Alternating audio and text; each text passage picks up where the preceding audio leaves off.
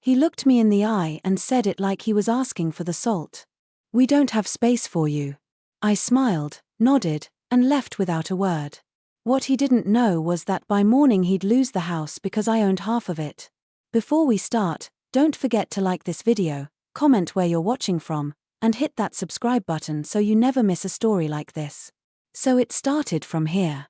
I moved in with nothing but 2 worn suitcases, a folded quilt from my old bedroom, and a framed photo of my late husband, James. The day I handed my son, Josh, $180,000, the full payout from James' life insurance, I didn't hesitate, not once. "It's your future," I told him. "It's our family's stability." He'd just married Megan, and they were trying to buy a 4-bedroom house in a Charlotte suburb when their bank turned them down for the full mortgage. I stepped in. Megan hugged me like a Hallmark commercial and said, "We'll never forget this, Linda. You'll always have a home with us."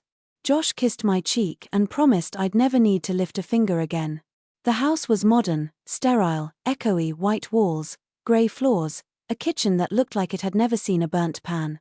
My room was downstairs, technically the guest suite, no closet, a twin bed, half bath, no shower. Still, I didn't complain. I was just happy to hear people in the mornings again. Josh made me coffee the first few days. Megan taught me how to use their Wi-Fi thermostat, though she huffed every time I needed help. We had dinner together once. By the second week, I started hearing things, passive-aggressive things. Megan joking to friends that she lived with 2 kids and a grandma. Josh groaning when I asked if I could put up a shelf in the laundry room. Then came the little changes. The upstairs fridge got a padlock. Megan said it was because she was meal prepping. Josh moved the modem to the upstairs office.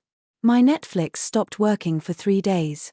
One night, I overheard Megan on the phone in the kitchen saying, "She's sweet, but we need our own life. This isn't sustainable." I kept quiet.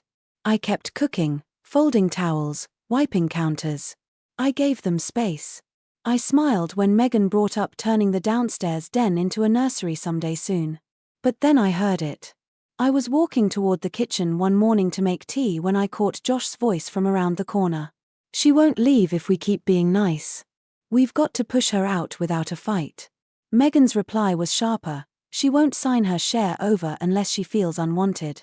Make it uncomfortable, she'll leave herself." I stood there frozen, staring at the wallpaper that I helped pick out 6 days earlier.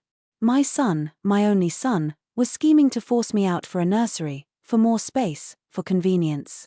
That evening, I made chicken Alfredo, Josh's favorite. Neither of them came to the table. Megan said she already ate. Josh mumbled something about work and stayed upstairs. I sat alone and ate slowly, thinking about how I had raised him, soccer games, lost teeth, emergency room trips, sat tutors. Every birthday card he'd ever drawn me was in a showbox I still carried in my suitcase, and now I was an obstacle, a calculation. The next morning, I was washing strawberries when Megan walked in, arms folded, face carefully blank. "Linda," she said, "we think it's time you looked for something more permanent. Just your own space, you know, for your comfort."